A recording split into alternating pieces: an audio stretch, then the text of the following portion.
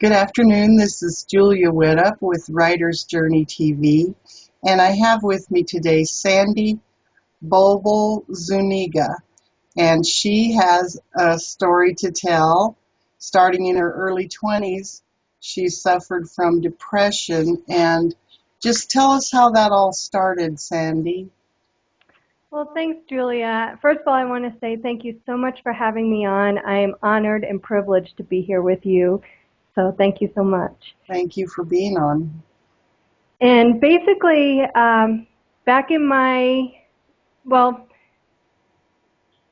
life, I had chronic depression, but nobody knew it. And my parents thought maybe I was a difficult child or, something was going on. And I didn't know what it was. I wasn't a horrible child or anything, but nothing seemed to make me happy. So it wasn't until my 20s in college that I was actually diagnosed with chronic depression. And that was, I had depression in my family. My mom suffers it. We've had different things in my grandfather and possible suicide and all this other stuff. And so I knew it was in there, but nobody knew that I was suffering from it. So it was I was sleepwalking through life in a chronic depression until it got so bad in college that I was suicidal myself, and I was trying to take my life, and I'm telling you, it's a hard place to be. I know, yes, I had some problems with that myself. And did the depression ever go away? No, I don't think depression ever really goes away.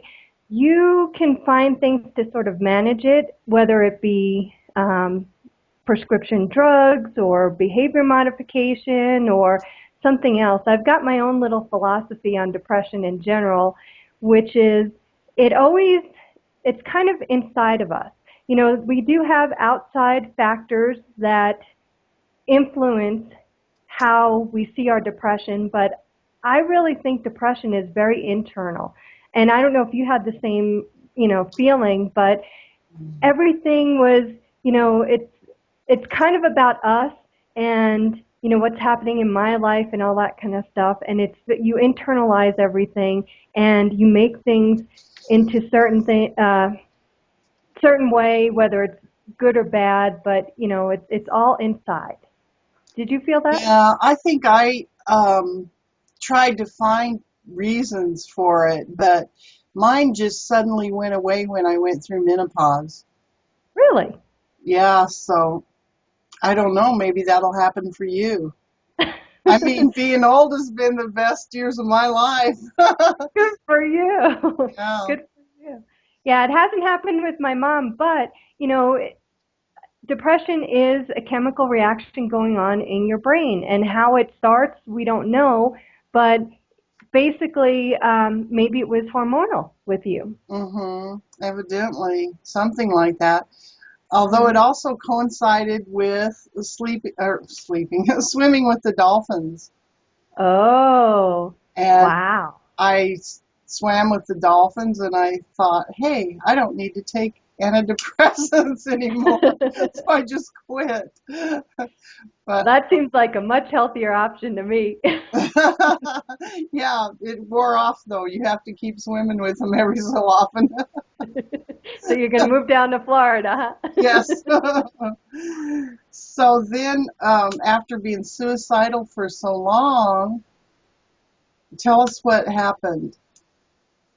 So basically, during the depression, in college, it was funny because I had people around me. I played volleyball for the school. I mean, I was with these girls every day, and not a single one of them said anything to me, tried to do anything. It was as if I didn't even exist, which is a very sad place for anybody to be. And, my heart breaks for anybody who feels that way. So I eventually wound up in the hospital for about 3 weeks. I was supposed to go for 1 week, and I was still functional in general, but I knew it was time just because I had stopped going to class, and Um, School was important to me and everything, and I kept putting pressure on myself, so there's no way I wanted to keep going that way. So I wound up going into the hospital and then taking that trimester at the end of my last year and graduating just in the summer instead of in the spring. And the problem with that was, um, you get out of the hospital, you're not cured, and antidepressants only take you so far. Basically, I was living like this, and antidepressants helped me from going down, but I was never up. And I never took drugs or anything. I thought, man, life is too hard to add something else in there that you have to recover from. I mean, Right. really. So I wound up just trying to figure it out myself. And then, like I said, I went into the hospital. I had a doctor and everything. The antidepressants really weren't helping much. I wound up depression was clouding my judgment and my decisions and stuff. So I wound up getting married to a guy that was very abusive, and I went into hiding to get away from that all during the depression. Now, I was supposed to be better since I was in the hospital, but, I was still making poor decisions. The thing that had helped me in general was I had a counselor that was trying to do cognitive therapy on me, behavioral therapy. Have you ever Right. heard of it? Yes. Okay. Well, that she did a poor job. It was basically, well, what's the worst that can happen? What's the worst that can happen? And as a depressed person, you're just like, are you kidding me? I'm going to tell you what the worst is going to happen. So it didn't work, but I got a book she recommended, which was called The Feeling Good Book, the New Behavioral Therapy, I believe, from David Burns. And basically, I read that on my own, and he had 10 misconceptions in there of depression. And it was funny, as you were reading the book, you thought, oh my gosh, that is me. Oh my gosh, that is me.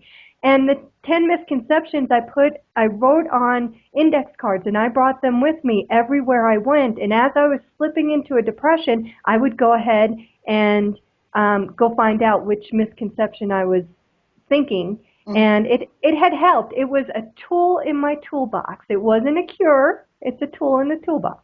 Right. Okay. That's interesting. Okay. And what was that book and that author again?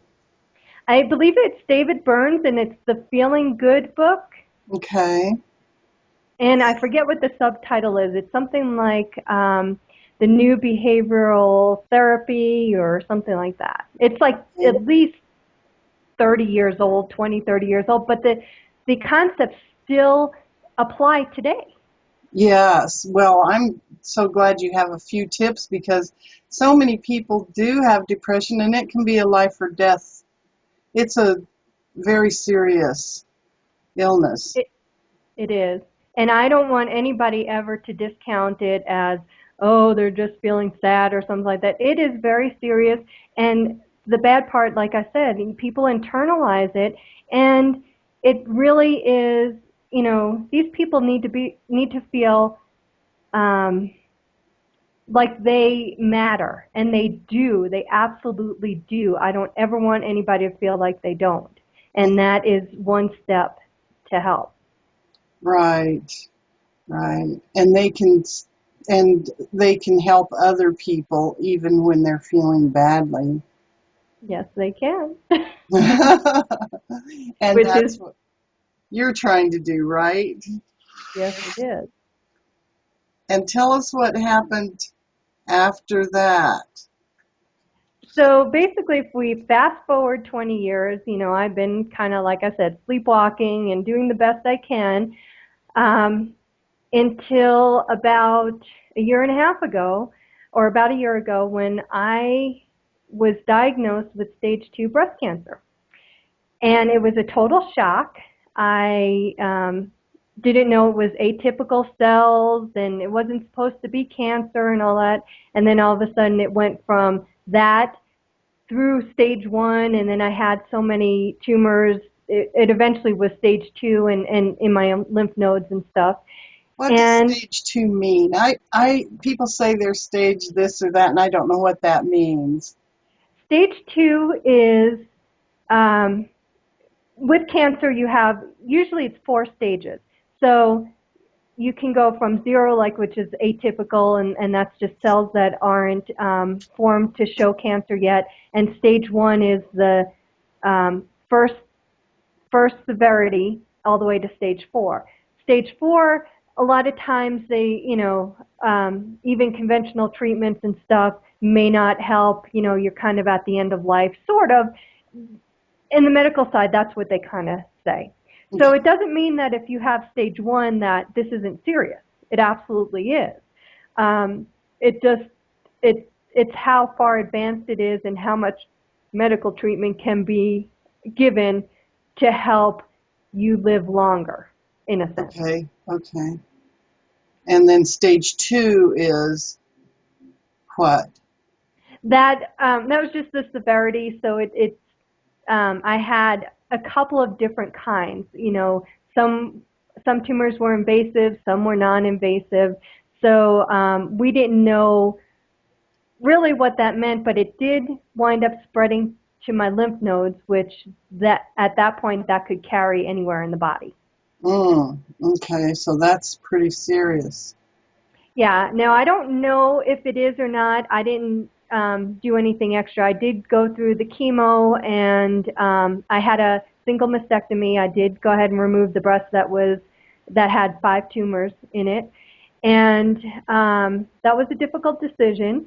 At the time, I was thinking, of course, the depression was just like, oh my gosh, what the heck, Yeah. it's now I have really a reason to be depressed, and what am I going to do about it? The thing is, with me though, I've got fortitude and perseverance. I may not have any other skills, but I have those two.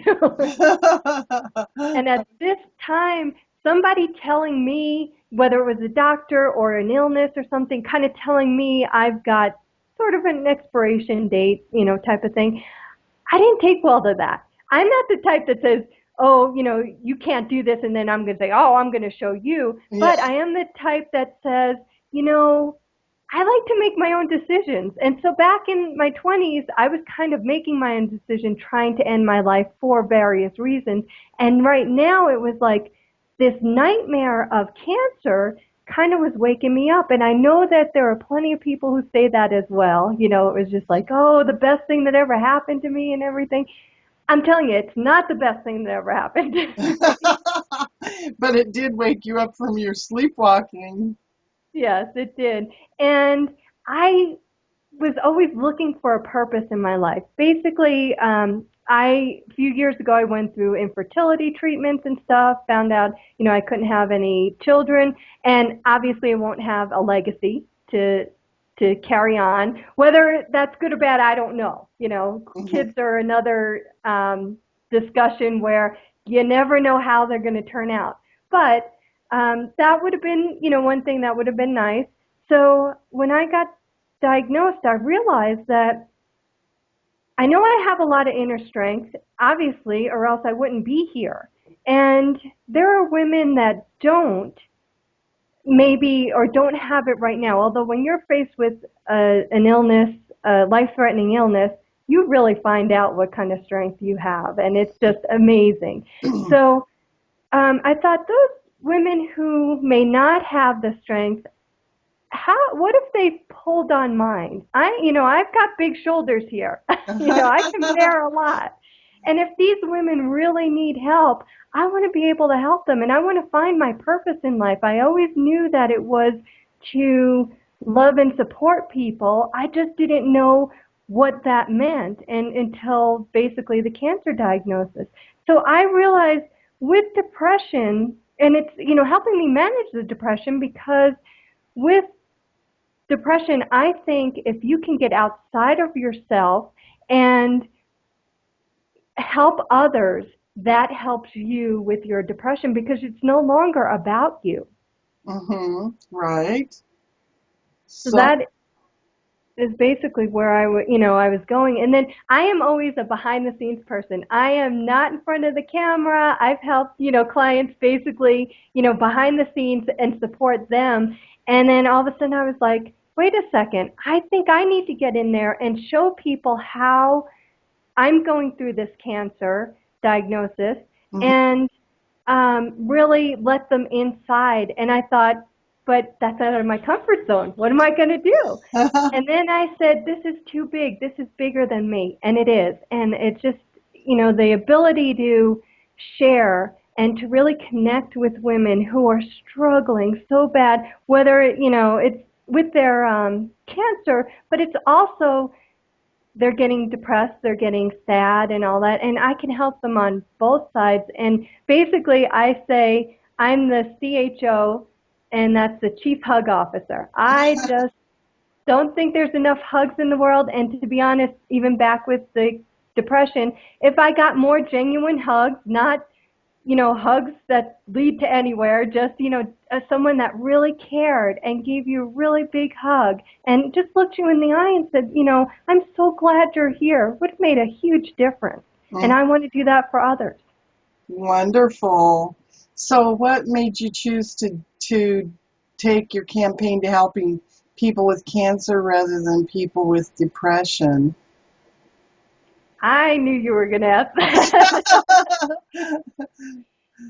Well, um, we were talking offline in general, I don't feel, like you have this hero's journey story Hmm. series, and like I said, I'm so grateful that you wanted to interview me for it. But I don't really feel much like, a big hero. I just am a woman getting through normal things every day in hopefully a positive way. And so with depression, my mom still suffers from depression, and I've tried to help her in general, and I'm not doing such a good job. She's not responding. Well, So, because you can't probably. right. So I try the best I can. The thing is, you have to have something inside you. There has to be something in your gut that knows that things can be better. I call myself a realistic optimist. I always thought I was a pessimist, but I'm wrong. I'm a realistic optimist. We know that life is cruel, it's negative, there's bad things out there, but we still keep love in our heart, and we keep going and knowing there's something better in spite of it all. So that's what you've got to have inside to be able to get on with depression and help manage it. With my mom, it's not happening. So I thought, well, I'm a failure, which is not a good way to think. No. So I thought, you know what? Maybe it's, helping people with depression. Maybe that's not it, but maybe it's helping them through their breast cancer. And so I thought, let me start there. It's not that I won't, help anyone with depression. It's just a much deep-seated disease that takes a lot. It takes a village really to help somebody with depression. It's not just a one-person thing. Yeah, yeah. And I suppose I don't imagine you could get a cancer diagnosis without being somewhat depressed about it. Right, right. And it's like what, at that time it's what comes first. Is it the chicken or the egg? Did the cancer diagnosis cause a depression? Or in my case, it was depression and then on top of it I got the cancer diagnosis. Mm-hmm. Yeah. And you have a website people can go to. I do. It's called My Personal Breast Cancer Journey.com. Okay. And basically, I'm telling you, Julia, you would love it even if you don't have cancer. What There's, that all's on there? I've got the videos that I had started from when I was newly diagnosed and went through all the different phases and stuff, and I keep adding them. But I wanted to make sure I did them as I was going through them, because as you get further away from something, it has less of an impact. So I give people tips and tricks. Basically, I did a medical and holistic intervention on my diagnosis, and at My Personal Breast Cancer Journey, we're basically a no judgment zone. I have people that are truly just medical, just holistic, and I'm somewhere in between. I did a holistic intervention for myself for 30 days to see if I could make a change in the cancer I had.